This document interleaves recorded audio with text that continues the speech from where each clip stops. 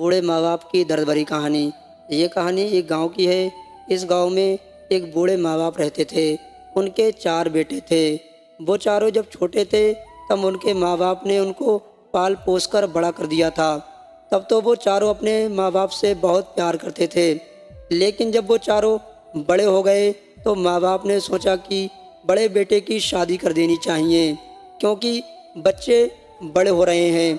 जब उन्होंने बड़े बेटे की शादी कर दी तो वो शहर चला गया और माँ बाप को भूल गया और माँ बाप की खबर तक नहीं लेता था। लेकिन कोई बात नहीं, क्योंकि माँ बाप को बच्चों से प्यार होता है। बच्चे कितने ही ख़राब क्यों ना हो, लेकिन माँ बाप बच्चों से प्यार करते हैं। लेकिन कहते हैं ना, प्यासा कुएं के पास आता है, ना कि कुआं प्यासे के पास आता है। जब उस लड़के को पैसों की ज़रूरत पड़ी तो वो वापस अपने माँ बाप के पास आया और कहने लगा, माँ और बाबा मुझको माफ़ कर देना, मैं किसी ज़रूरत के लिए आपके पास आया हूँ। माँ और बाबा डर गए।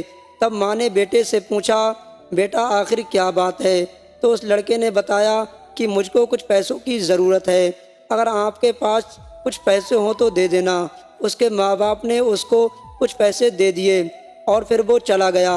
अब एक माँ और बाबा को कुछ पैसों की ज़रूरत पड़ी तो वो दोनों शहर अपने बेटे के पास गए और उस बेटे के घर पहुँचे तो उस लड़के ने अपने माँ बाप को धक्के मारकर घर से निकाल दिया।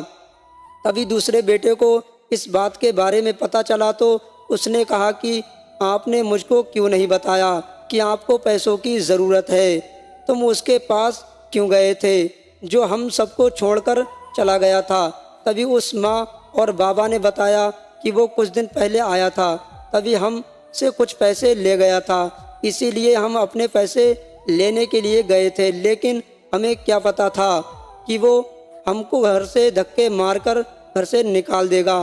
एक दिन ऐसा आया कि वो बूढ़े माँ और बाबा इतने अमीर हो गए, उनके पास खुद की कार और पैसे हो गए थे।